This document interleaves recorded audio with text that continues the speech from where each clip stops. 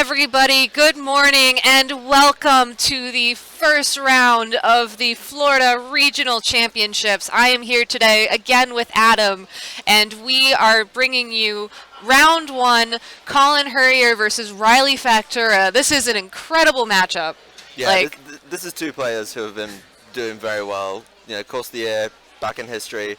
And it's a really good matchup to get round one. Really start us off with something exciting. Seriously, we have the teams on the board now. It looks like Riley is running Kangaskhan, Thundurus, Groudon, Kyogre, Ferrothorn, and Salamence, whereas Colin is running Landorus, Thundurus, Cresselia, Mawile, Kyogre, and Rayquaza. So it looks like we have a double Primal versus a Kyogre Rayquaza team. Both are kind of common archetypes right now. Yeah, they're both really sort of popular, but we see Colin falls back, but he's very popular. He really likes to use Cresselia and Mawile on his teams. Aren't those like two of his favorite Pokemon? Yeah, I'm pretty sure Cresselia is, but he knows how those two interact. Now he gets to add a Kyogre and a Rayquaza for a bit more power. If he knows how to play this and then mix it in with the metagame, he should be off to a really, really good start. Yeah, and it's also worth noting that I spoke to Colin earlier, and I believe this is the same team he ran last weekend in Collinsville, and he had a really good finish there. I forget where he ended up, but it was somewhere after Top Cut. So, it works for him. He's using his favorites. Why not? Why would you change that? No, he knows how to play them. Yeah. Riley's no slouch, though. I mean, this team is double primal has been really popular after the emergence of the initial sort of Groudon Xerneas teams. A lot of people bought double primals so they can really control the weather for their own benefit. Yeah, I know Aaron Zane ran double primal last week in California, and he won with it. Yeah, so. I mean, it's clearly having success. It moved on from week one. We moved into these week two mixes, and we're seeing what we get in week three today. Yeah. All right, well, the battle is beginning, and hopefully there won't be any communication issues. That was a little bit of a pause there. We're going to see a Rayquaza and a Landorus coming out on Colin's side of the field.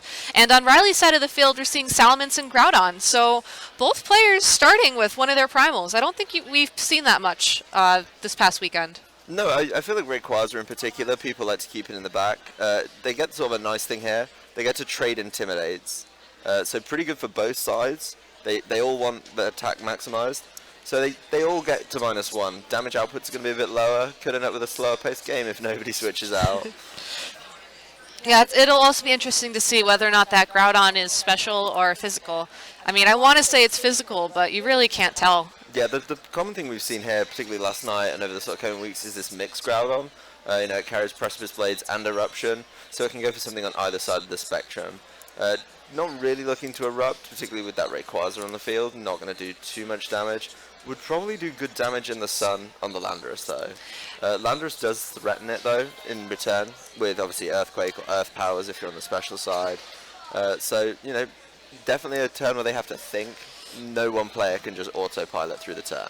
Yeah, I mean, having both Landorus and Rayquaza on the field, I mean, that gives Colin an advantage over both of Riley's Pokemon. It'll be curious to see if Riley tries to switch it up to try and protect, Groudon or Salamence to come back in later, maybe get another Intimidate, maybe get the weather back if rain gets set up, which looks like is actually happening. Colin goes and switches out the Landorus into the Kyogre, getting rid of the drought and setting up rain for Colin, meaning any fire attacks that Riley was hoping to pull off this turn just won't happen. Yeah, he's fine to do it because the Rayquaza's bringing Airlock right now. Oh, right, but at least it changes, the damage output of them.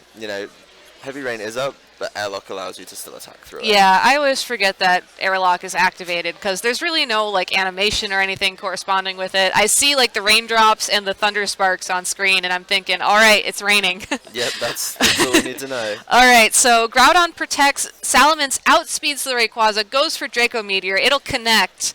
And I think that should be a KO. It does a lot of damage, except for the fact that Salamence reveals it's holding Focus Sash. Yeah, Colin used the Focus Sash last weekend. Rayquaza used the Focus Sash last weekend, and it shows that it really pays dividends. He knows that the Salamence can't have a Focus Sash, so essentially he now gets to trade 1-for-1. He doesn't mind losing the speed tie because he's got the Focus Sash.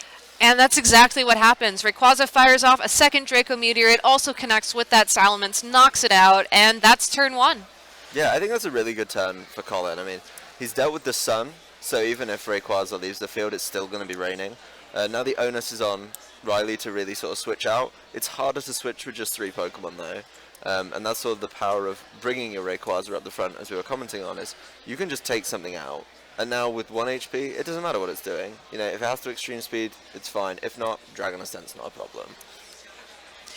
Yeah, it's curious to see what Riley brought in the back. I mean, he already revealed his Mega early on, so maybe we could see that. What was his other restricted Pokemon? I'm blanking. Was it? Oh, he's using the double primal. He's using so double got the primal, Kyogre. right? Yeah, so it'll be curious to see if he brings out that Kyogre, maybe to Ice Beam or, you know, Origin Pulse that Kyogre. It's weird. Maybe his Kyogre's running Thunder for the mirror match. It's really hard to say. Yeah, it definitely does. The interesting thing is he's held back from Mega Evolving the Rayquaza. So now, if he could Mega Evolve, depending on what he has in the back, if that's the one Mega he's bought, he can then set up Stronger Winds, which is pretty good. You know, his team don't mind. But yeah, again, Riley is still at liberty to start switching. And with Double Primal, you are at liberty to really try and control the weather a little better, because you have both on your own team.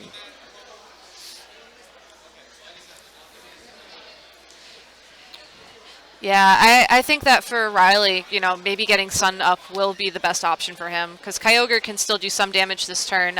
He looks like he is indeed switching out Groudon, hoping to bring that Sun back at a later time. Sends in Ferrothorn, who resists pretty much any attack that can be thrown at it right now.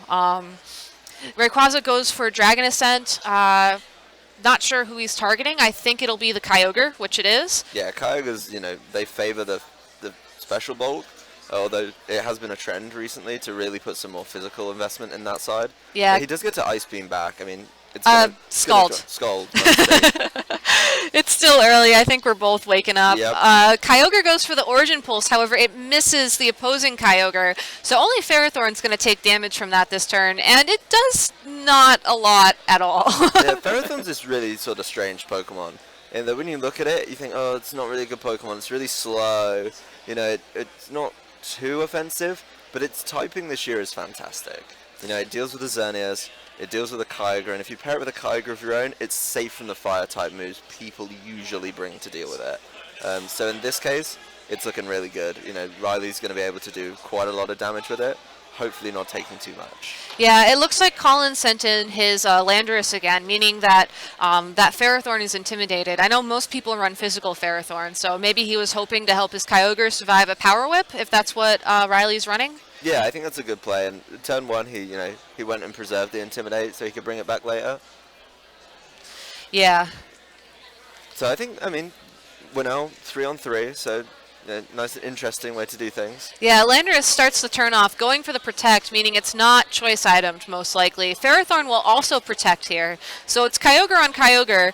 Riley's Kyogre goes for Ice Beam. Colin's Kyogre goes for the Water Spout, which at full health is going to do not a lot, but enough to bring down Riley's Kyogre into the red. Yeah, it puts Riley's Kyogre in an interesting level, as now it probably can't take an Earthquake. So, you know, he's protected very safely. Riley's tried to sort of read that and keep the Ferrothorn safe, although it wasn't at too much risk of the Water Spout. Still damage it doesn't want to take, though. Without Trick Room, sometimes Ferrothorn can be a little hard to play, because it just can't take that much damage. Yeah, it's weird because Ferrothorn was probably one of the most bulky Pokemon we had back in the 2015 metagame, and now that there's primals and other restricted Pokemon everywhere, there's just so much damage output. It doesn't have that bulk anymore. Riley's Kyogre going for Protect, Colin's Kyogre going for Protect. So Landorus is free to Earthquake that Ferrothorn. Probably not going to do that much. You know, it gets neutral damage because of the Steel and Grass typing. Brings it down into the yellow. Does a good amount. It does and a decent amount. See the item. And he got to see the Citrus Berry. Not so important in best of one, but say they meet really, really late in that tournament, the best of three. Yeah, that's good information. Yeah, and Gyro Ball from that Ferrothorn does about 60 to 70% onto Landorus. So really the only thing right now that isn't in danger of getting knocked out is probably that Kyogre. Yeah, that was a good predict turn from Riley, you know. Instead of really trying to go, oh, I'll take the Kyogre out on my Ferrothorn, he just gets to put damage down on the Landorus. You know, they traded Protect. It's sort of like one-on-one. Each side's taking its turn and just fighting each other rather than going across field for some big damage.